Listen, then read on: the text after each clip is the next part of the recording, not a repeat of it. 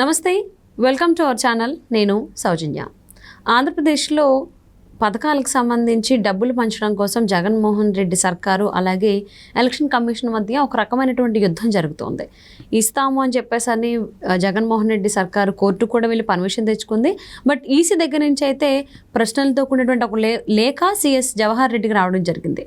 So ఈ అంశాన్ని మనం ఏ విధంగా చూడాలి? ఇప్పుడు ఈ అంశానికి సంబంధించి మనతో మాట్లాడడానికి, వారి విశ్లేషణని మనతో పంచుకోవడానికి ఈరోజు మనతో పాటు ఉన్నారు సీనియర్ పొలిటికల్ అనలిస్ట్ రాజేష్ అప్పసాన్ గారు ఉన్నారు. వారితో మాట్లాడదాం. నమస్తే అండి. అంటే జగన్మోహన్ రెడ్డి సర్కారు పలు పథకాలకు సంబంధించి డబ్బులు పంచడం కోసం ఎలక్షన్ కోడ్ ఉన్నటువంటి నేపథ్యంలో ఇప్పుడు హైకోర్టుకి వెళ్ళి పర్మిషన్ తెచ్చుకోవడం, హైకోర్టు పర్మిషన్ ఇవ్వడం, ఎలక్షన్ కోడ్ అమల్లో ఉన్నప్పుడు కూడా మళ్ళీ దాని దగ్గర నుంచి అక్కడి నుంచి వాళ్ళు మళ్ళీ ఎలక్షన్ కమిషన్ దగ్గరికి వెళ్ళడం, అక్కడేమో ఎలక్షన్ కమిషన్ ఏమో సిఎస్ జవహర్ రెడ్డికి ఒక లేఖ పంపించడం, ఇదంతా ఏ విధంగా చూడాలి అసలు? ఇప్పుడు వాస్తవంగా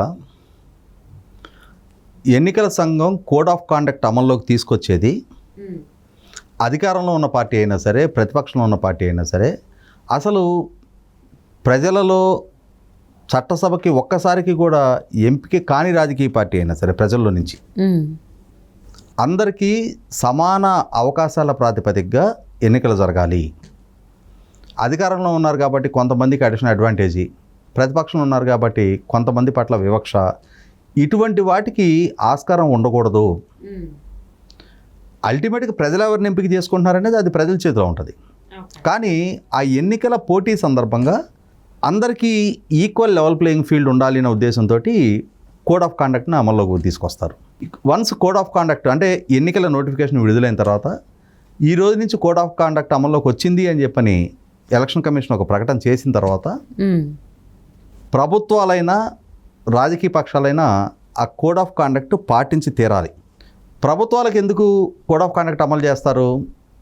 వారు అధికారంలో ఉంటున్నారు, వారి చేతిలో యంత్రాంగం ఉంటుంది, బడ్జెట్ రిసోర్సెస్ ఉంటాయి.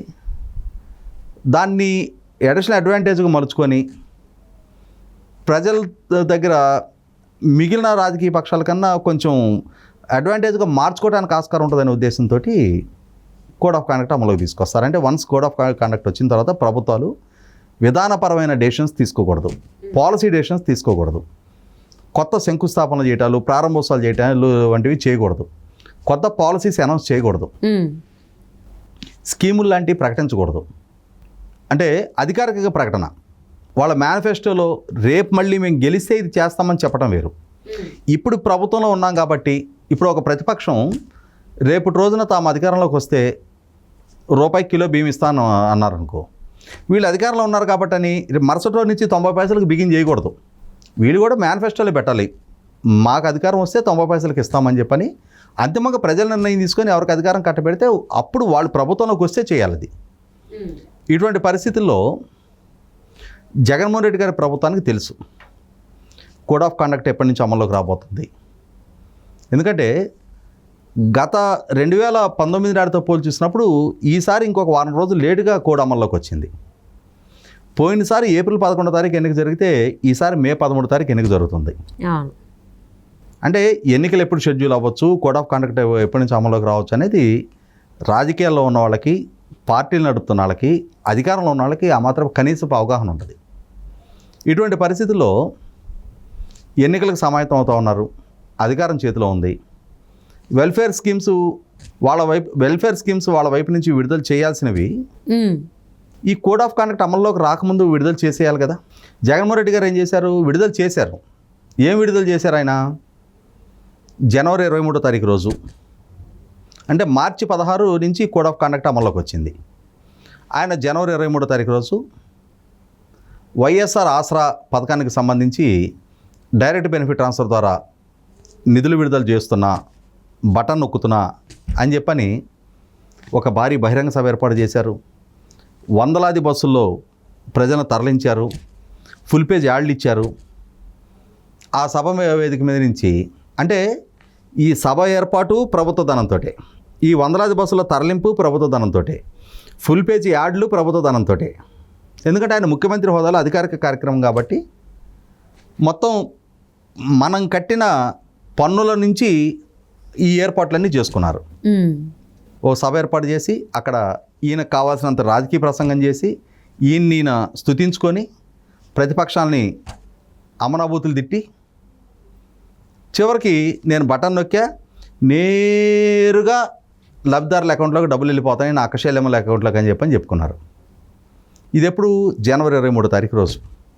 ఆ తర్వాత ఫిబ్రవరి 28 తారీఖు రోజున కళ్యాణమస్తు షాదీ తోఫా అంటే బలహీన వర్గాలు, దళితులు, మైనార్టీలకు సంబంధించిన ఆడపిల్లల పెళ్ళిళ్ళ సందర్భంగా ఇచ్చే పెళ్లి కానుక. సేమ్ మళ్ళీ ఇదే ప్రాసెస్. దానికి కూడా నేరుగా వెళ్ళిపోతున్నాయి అని చెప్పారు. మార్చి 1 తారీఖు రోజు జగనన్న విద్యా దీవెన ఫీజు రియంబర్స్మెంట్, దానికి కూడా బస్సుల ఏర్పాట్లు, జనాల తరలింపు, స్టేజ్ ఏర్పాటు, ఈయన హెలికాప్టర్లో ప్రయాణం, చెట్లు నరుకుడు, పరదాలు, బ్యారికేడ్లు, అంతా రొటీన్ ప్రాసెస్. మళ్ళీ ఆ రోజు కూడా ఓ ఫుల్ పేజ్ యాడ్. అంటే కోట్ల రూపాయలు ఈ ఖర్చు అంతా ప్రజలు కట్టిన పన్నుల నుంచి. మళ్ళీ ఆ రోజు కూడా నేను బటన్ నొక్కా నేరుగా విద్యార్థుల తల్లుల అకౌంట్కి వెళ్ళిపోతానే వాళ్ళు కాలేజీలో కడతారు. మార్చి 6వ తారీఖు రోజు ప్రకృతి వైపరీత్యాల్లో నష్టపోయిన రైతులకు సంబంధించి ఇన్పుట్ సబ్సిడీ, మళ్ళీ సేమ్ ఇదే తతంగం. మార్చి 7వ తారీఖు రోజు వైఎస్ఆర్ చేయూత, మళ్ళీ డిటో. మార్చి 14వ తారీఖు ఈబీసీ నేస్తం. అంటే జనవరి 23 మొదలుపెట్టి మార్చి 14వ తారీఖు దాకా 6 స్కీములకు సంబంధించి నేను బటన్ నొక్కేసా నేరుగా అకౌంట్లోకి డబ్బులు వెళ్ళిపోయినాయి అని చెప్పారు. మరి నేరుగా వెళ్ళి ఉండాలిగా. ఇప్పుడు మనం ఒక ఆటో ఎక్కి దిగుతున్నాం, మన దగ్గర చిల్లర లేదు, ఆటో వాడు స్కాన్ ఇట్లా పెడుతున్నాడు, మన ఫోన్ నుంచి స్కాన్ చేసి మన ఫోన్లో పాస్వర్డ్ నొక్కి ఓకే కొడితే విదిన్ సెకండ్స్ అతనికి ట్రాన్స్ఫర్ అయిపోతున్నాయి మనీ. అవును. మరి జగన్మోహన్ రెడ్డి గారు నేరుగా డీబీటీ ద్వారా నేను పంపిస్తున్నా అని చెప్తున్నప్పుడు మరి జనవరి 23 నుంచి మే 9వ తారీఖు దాకా వాళ్ళ అకౌంట్కి డబ్బులు ఎలా పోవటం ఏంటి? ఏం జరిగి ఉండాలి ఇక్కడ? జగన్ గారి అకౌంట్లో డబ్బులు లేకుండా ఆయన ప్రజల్ని బకరగాళ్ళని చేస్తా నేను నేరుగా డబ్బులు ఇస్తున్నానని చెప్పని ఈ వేలాది బస్సుల్లో జనాలను తరలించుకొచ్చి కోట్ల రూపాయల ప్రజాధనం ఖర్చు పెట్టి ఒక షో అప్ చేసి ఈ ఊటుటి బటన్లో మనకి శ్రీకాంత్ది వినోదం సినిమాలో ఎస్వి కృష్ణారెడ్డి డైరెక్టర్గా వినోదం సినిమా ఉంటుంది. దాంట్లో ఊటుటి బ్యాంక్ అని ఉంటుంది ఒకటి, ఉత్తుత్తి బ్యాంకు. ఒక డమ్మీ బ్యాంకు పెట్టి ఆ బ్యాంకును పెట్టి మోసం చేసి విలన్ దగ్గర నుంచి డిపాజిట్లు అన్నీ కొట్టేస్తూ ఉంటారు అన్నమాట వాళ్ళు. అట్లాంటి ఆ ఊటీటీ బ్యాంక్ లాగానే వీళ్ళు కూడా ఒక ఊటీటీ బటన్ నొక్కుడు. నెలల తరబడిగా కూడా లబ్ధిదారుల అకౌంట్లకు డబ్బులు రాలా. ఇప్పుడు ఎలక్షన్లు ముంచుకొస్తున్నాయి. ఇప్పుడు మటుకు డబ్బులు వచ్చినాయి బయటికి. ఎక్కడి నుంచి వచ్చినాయి అంటే ఏంటి? అప్పుడేమో సభలో ఆ డబ్బులు పక్కన అట్టిపెట్టారు. అట్టిపెట్టి అప్పుడు ఇచ్చేస్తే జనాలు మర్చిపోతారేమో, జనవరిలోనే ఇచ్చేస్తే మేలో ఓటైపోయిన నాటికి జగన్మోహన్ రెడ్డి గారు ఇచ్చిన డబ్బులు జనాలు పరగడపన పడిపోద్దేమో, ఆయన దగ్గర తీసుకున్నామని మర్చిపోతారేమో. అందుకోసం అని చెప్పని జనాల మెమరీ ఫ్రెష్గా ఉండాలి అని అంటే ఓటేసే ముందు డబ్బులు ఇవ్వాలి. మరి ఓటేసే ముందు అంటే కోడ్ ఆఫ్ కాండక్ట్ అమల్లోకి వచ్చింది కదా, ఇవ్వకూడదు కదా. మరి హైకోర్టు ఎందుకు 24 గంటల్లో వేసేయండి పర్మిషన్ ఇచ్చింది? అదే చెప్తా నేను అని చెప్పని ఏం చేశారు, దాన్ని డ్రాగ్ చేస్తూ వచ్చి ఇప్పుడు కొంపలు మునిగిపోయినట్టుగా అర్జెంటు వ్యవహారం ఇది, ఆన్గోయింగ్ స్కీమ్స్, వీటికి డబ్బులు ఇవ్వాలి, మీరు పర్మిషన్ ఇవ్వమని ఎలక్షన్ కమిషన్కి లేఖ రాశారు. ఏ పథకాలు ఏం కథ అని చెప్పని చూస్తే ఇవన్నీ ఒకటేమో జనవరిలో బటన్ నొక్కి, ఒకటేమో ఫిబ్రవరిలో నొక్కి, మిగిలిన 4 ఏమో మార్చిలో నొక్కి. మీరు ఎప్పుడో బటన్ నొక్కితే ఇప్పుడు దాకా డబ్బులు ఇవ్వకపోవటం ఏంటి? 24 గంటల్లోనూ 48 గంటల్లో డబ్బులు వెళ్ళిపోవాలి కదా వాళ్ళ అకౌంట్కి. ఇప్పుడు దాకా ఎందుకు ఇవ్వలేదని అడిగింది ఈసీ. దానికి వివరం చెప్పాల. మీరు ఆన్గోయింగ్ స్కీమ్స్ అంటున్నారు కదా, సరే ఓ పని చేద్దాము, మామూలుగా అయితే కోడ్ ఆఫ్ కాండక్ట్ లిఫ్ట్ చేసినాక కానీ డబ్బులు ట్రాన్స్ఫర్ చేయడానికి వీలు కాదు, అంటే జూన్లో కానీ సాధ్యం కాదు అది. కానీ మీరు ఆన్గోయింగ్ అంటున్నారు కాబట్టి రేపు 13వ తారీఖు ఎలక్షన్ అయిన మరుసటి రోజు నుంచి చేసుకోమని చెప్పింది ఎలక్షన్ కమిషన్. ఓకే. అంటే నిజంగానే సంక్షేమ పథకాల లబ్ధిదారుల పట్ల కన్సర్న్ ఉండి వాళ్ళకి ఇవ్వటమే ప్రభుత్వ లక్ష్యం అయితే 14 తారీఖు నుంచి ఇస్తే వచ్చే తప్పే ఉంది. అంటే మీకు దాని ద్వారా ఓట్ల పోలరైజేషను, ఓట్లు కొనుక్కోవాలనే ఆలోచన తప్పిస్తే నిజంగానే మీకు వాళ్ళకి ఇవ్వటం అనే చిత్తశుద్ధే మీకు ఉన్నట్టయితే ముందే ఇచ్చి ఉండాలి, లేదు 13వ తారీఖు తర్వాత ఇవ్వచ్చు. ఎలక్షన్ కమిషన్ అదే చెప్పింది. కానీ వీళ్ళ ఆలోచన వేరు. వీళ్ళకేంటి 14,165 కోట్లు ప్రభుత్వ ధనం, ఈ ధనంతో ఓట్లు కొనుక్కోవాలి, ఈ డబ్బు పంపిణీ చేసి తద్వారా ఓట్లు కొనాలి. అది వీళ్ళ ఆలోచన, వీళ్ళ క్రుకుడ్నెస్.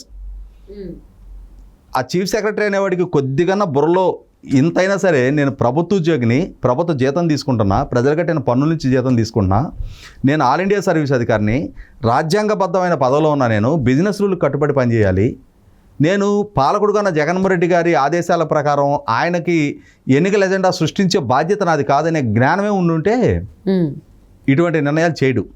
ఇందుకే పదే ఎలక్షన్ కమిషన్ని ఆ చీఫ్ సెక్రటరీని మార్చమని చెప్పని అందరూ మొత్తుకుంటుంది. కానీ ఎలక్షన్ కమిషన్ అతన్నే కొనసాగించిన పర్యవసానం ఇవాళ ఏకు మేకయ్యి ఇవాళ ఎక్కడికి వెళ్ళాడు? ఎలక్షన్ కమిషన్ చెప్పింది క్లియర్గా, ఎన్నికలకు ముందు ప్రజలను ప్రలోభపెట్టే ఇటువంటి అంశాలకు మేము అంగీకారం తెలపం, మీరు 13వ తారీఖు తర్వాత డిపాజిట్ చేసుకోమని చెప్పింది. దాని మీద వీళ్ళు ఏం చేశారు? ఒక కొత్త డ్రామా మొదలుపెట్టారు. సంక్షేమ పథకాల లబ్ధిదారుల పేరిట. మరి ఈ లబ్ధిదారులందరూ ఇప్పుడు ఈ కోర్టుల్లో కేసులు వేసిన వాళ్ళు జనవరి 23 బటన్ నొక్కితే, జనవరి 23 నాడు బటన్ నొక్కావు, మాకు డబ్బులు ఎందుకు వేయలేదా అని చెప్పని సీఎం మీద చీటింగ్ కేసు ఎందుకు పెట్టలా? అది కదా పెట్టాల్సింది. చీఫ్ సెక్రటరీని సీఎంని బాధ్యులుగా చేసి సెక్షన్ 420 కింద కేసు ఎందుకు నమోదు చేయాల? మమ్మల్ని ఇంతమంది లబ్ధిదారులని మోసం చేస్తున్నారు, వీళ్ళు బటన్ నొక్కారు కానీ మాకు డబ్బులు ఇవ్వలేదు, ఈ ప్రచారానికి కోట్ల రూపాయల ప్రజాధనం వాడుకుంటున్నారు అని చెప్పిన వాళ్ళ మీద చీటింగ్ కేసు నమోదు చేయాలి కదా. అవి చేయకుండా ఎలక్షన్ కమిషన్ బ్లేమ్ చేస్తా హైకోర్టులో కేసు వేశారు. మరి హైకోర్టు అయినా ఎలక్షన్ కమిషన్ పూర్తి వివరణ ఇచ్చినప్పుడు దీన్ని పరిగణలోకి తీసుకోవాలి కదా. కోడ్ ఆఫ్ కాండక్ట్ అమల్లోకి వచ్చింది, 3 రోజుల్లోకి ఎలక్షన్ వచ్చేసింది. చాలా గొప్పగా 10వ తారీఖు ఒక్కరోజు ఈ స్టే సస్పెండ్ చేస్తున్నామని చెప్పని. ఎందుకు ఒకరోజు సస్పెండ్ చేయాలి అంటే 10వ తారీఖు అయితేనేమో ఓటర్ల మీద ఇన్ఫ్లుయెన్స్ ఉండదా, 11 అయితే ఓటర్ల మీద ఇన్ఫ్లుయెన్స్ ఉండదా? ఏమి జస్టిఫికేషన్ అది? 100కి 100 పాళ్ళు వేల కోట్ల రూపాయల ప్రజాధనంతో ఓట్ల పోలరైజేషన్కి ప్రయత్నం జరుగుతుంది. అడ్డుకట్ట ఈ వేసి తీరాలి. కానీ కొంత వెసులుబాటు ఇవ్వడం ఏంటి? కొంత వెసులుబాటు ఏంటి? పూర్తి వెసులుబాటు ఇచ్చినట్టే, ఒకరోజుకి అవకాశం ఇచ్చిన. కాబట్టే ఎలక్షన్ కమిషను దీన్ని అడ్డుకోవాలని చెప్పని కృతనిశ్చయంతో ఉంది. ఎలక్షన్ కమిషను స్పష్టం చేసిన, కేంద్ర ఎన్నికల సంఘం స్పష్టం చేసిన, వీళ్ళు హైకోర్టుకి వెళ్ళారు. హైకోర్టులో ఏమవుద్ది 3 రోజుల తర్వాత తీసుకోమన్న మాట ఎందుకని లేపారు? ఆ మాట కదా చెప్పాల్సింది.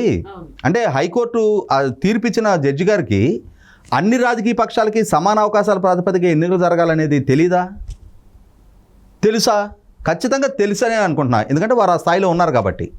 మరి తెలిసినప్పుడు అధికారంలో ఉన్న పార్టీ తన చేతిలో ఉన్న రిసోర్సెస్ తోటి ఎన్నికలలో అడిషనల్ అడ్వాంటేజ్ కోసం దాన్ని వాడుకుంటున్నప్పుడు ఎట్లా సహకరిస్తారు దానికి?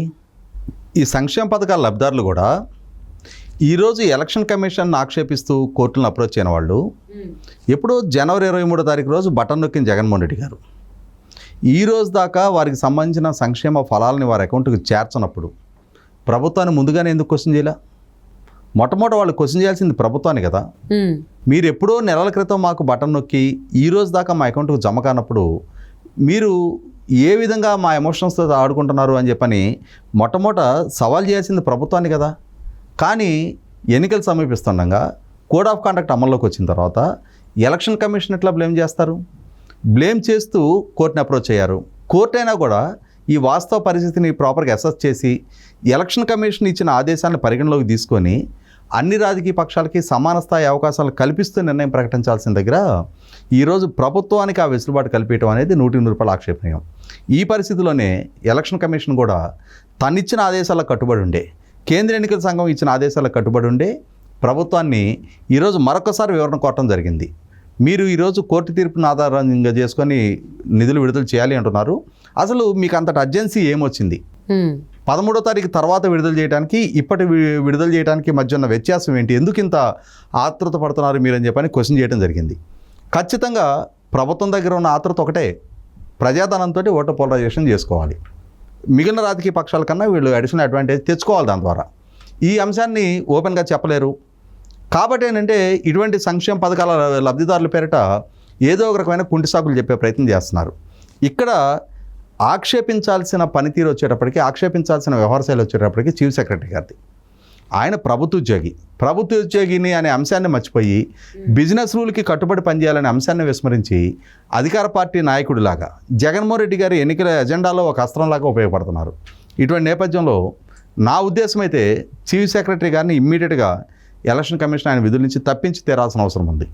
ఎన్నికలు ఫ్రీ అండ్ ఫెయిర్గా జరగడానికి హైకోర్టు ఆదేశాలు ఇచ్చినా సరే ఎలక్షన్ కమిషన్ దాన్ని పరిగణలోకి తీసుకోకుండా అన్ని రాజకీయ పక్షాలకి సమాన స్థాయి అవకాశాలని అందించినప్పుడే ప్రజాస్వామ్య స్ఫూర్తి కాపాడబడుతుంది తప్ప, లేదు అన్నప్పుడు ఇదే ఒక ప్రాక్టీస్గా మారుతుంది. రేపటి రోజున ఆంధ్రప్రదేశ్ రాష్ట్ర ప్రభుత్వానికి ఈ వెసులుబాటు దక్కినప్పుడు దేశంలోని మిగిలిన రాష్ట్ర ప్రభుత్వాలు ఇదే వరకు కొనసాగిస్తాయి. అదే సందర్భంలో కేంద్ర ప్రభుత్వం కూడా ఇదే విధానాన్ని ఎంపిక చేసుకోవడానికి ఆస్కారం ఉంటుంది. అటువంటప్పుడు ఫ్రీ అండ్ ఫెయిర్గా ఎన్నిక జరగడానికి ఆస్కారమే లేదు. ఇటువంటి పరిస్థితుల్లో దేశ ప్రజాస్వామ్య స్ఫూర్తి కాపాడబడాలి అని అంటే ఎన్నికల కమిషన్ ఇస్తున్న ఆదేశాలు తూచా తప్పకుండా కాపాడబడాల్సిందే. దానికి లోబడి ఏ ప్రభుత్వం అయినా ఏ రాజకీయ పక్షం అయినా సరే ఆ విధానాలను అవలంబించుకొని దానికి తగిన విధంగా ఎన్నికలకు సమాయత్తం కావాల్సిందే తప్ప అనీవెన్ అడ్వాంటేజ్ తీసుకునే ఎటువంటి చర్యకి ఏ రాజకీయ పక్షం, ఏ ప్రభుత్వం, ఏ అధికార పార్టీ ప్రయత్నం చేసినా కూడా అడ్డుకట్ట వేసి తీరాల్సిందే. సో ఏపీ సర్కార్ అయితే పథకాల పేరు చెప్పి డబ్బులు పంచాలనుకున్నారు, బట్ దానికైతే ఈసీ అడ్డుకట్టు వేసిందండి. Thank you so much Rajesh గారు.